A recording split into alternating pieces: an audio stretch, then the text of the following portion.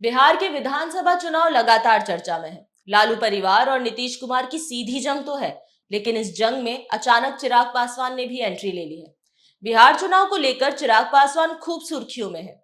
Mister Paswan Bihar के दिग्गज नेता रामविलास पासवान के बेटे हैं, लेकिन उनके करियर की शुरुआत राजनीति से नहीं बल्कि बॉलीवुड से हुई थी। लेकिन फिल्मी दुनिया से मिली असफलता के कारण उन्होंने राजनीति की तरफ रुख मोड़ लिया और अपने पिता के नक्शे कदम पर चलने लगे। उन्होंने लोक जनशक्ति पार्टी से बिहार के हाजीपुर लोकसभा सीट से 2014, 2019 और 2024 में चुनाव जीता। चिराग की यंग पर्सनालिटी और उनके पिता की राजनीतिक विरासत उनकी ताकत बनी, जो एनडीए को फायदा पहुंचा सकता है।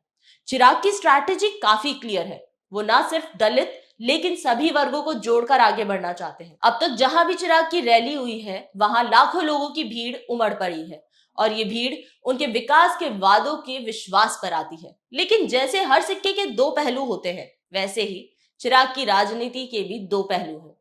उन्हें लोगों का प्यार तो पूरा मिलता है, लेकिन वहीं कुछ लोग ऐसे भी हैं जो उन्हें दलितों के मुद्दे से कम जुड़ा हुआ मानते हैं, जो कि उनके लिए एक चुनौती की तरह है।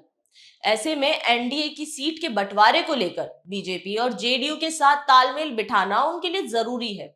इसके अलावा विपक्ष का महागठबंधन, खासकर तेजस्वी यादव, उनके लिए बड़ी चुनौती है। चिराग पासवान अच्छे से जानते हैं कि यूथ को किस तरह की बातें पसंद आती है और वो क्या चाहते हैं।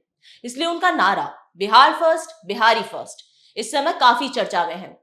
वहीं एलजेपी की ओर से एक सर्वे भी कराया गया, जिससे पता चला कि बिहार की ज्यादातर जनता ये चाहती है कि चिराग पासवान विधानसभा का चुनाव लड़े।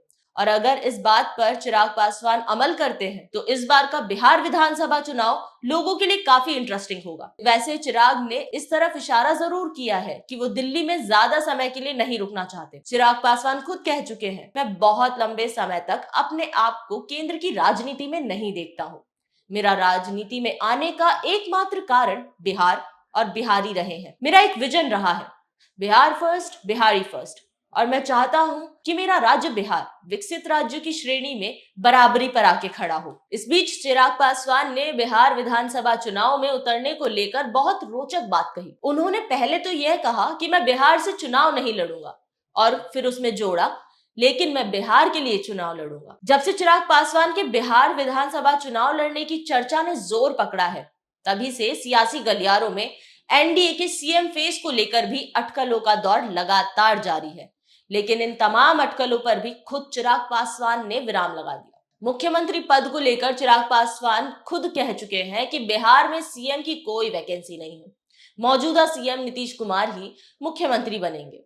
चिराग पासवान ने अपने बयान के जरिए विपक्ष और बिहार की जनता को यह भी संदेश दे दिया है कि बिहार में उनके और नीतीश कुमार के बीच किसी तरह का कोई मतभेद नहीं है और दोनों पार्टियां मिलजुल कर एक दूसरे के सहयोग से चुनाव लड़ेंगी और मुख्यमंत्री के तौर पर नीतीश कुमार ही एनडीए के उम्मीदवार होंगे। मुख्यमंत्री पद को लेकर चिराग पासवान द्वारा दिए गए बयान के बाद एक बात तो स्पष्ट है कि चिराग पासवान से फिलहाल नीतीश कुमार को कोई खतरा नहीं है। वहीं अगर हम बात करें विपक्ष की, तो आगामी विधानसभा चुनाव में चिराग पासवान तेजस्वी यादव के लिए बड़ी चुनौती साबित हो सकते हैं। मिस्टर पासवान का विधानसभा चुनाव लड़ना किसके लिए कितना फायदेमंद है और कितना नुकसानदेह, यह तो आने वाला वक्त ही बताएगा। लेकिन चिराग पासवान की बिहार विधानसभा चुनाव में एंट्री तेजस्वी यादव की मुश्किलें जरूर बढ़ा सकती है। बिहार विधानसभा चुनाव की अपडेट्स के लिए देखते रहिए पब्लिक माइक। वीडियो को लाइक कीजिए, शेयर कीजिए और चैनल को सब्सक्राइब करना ना भूलें। पब्लिक माइक, आपकी आवाज।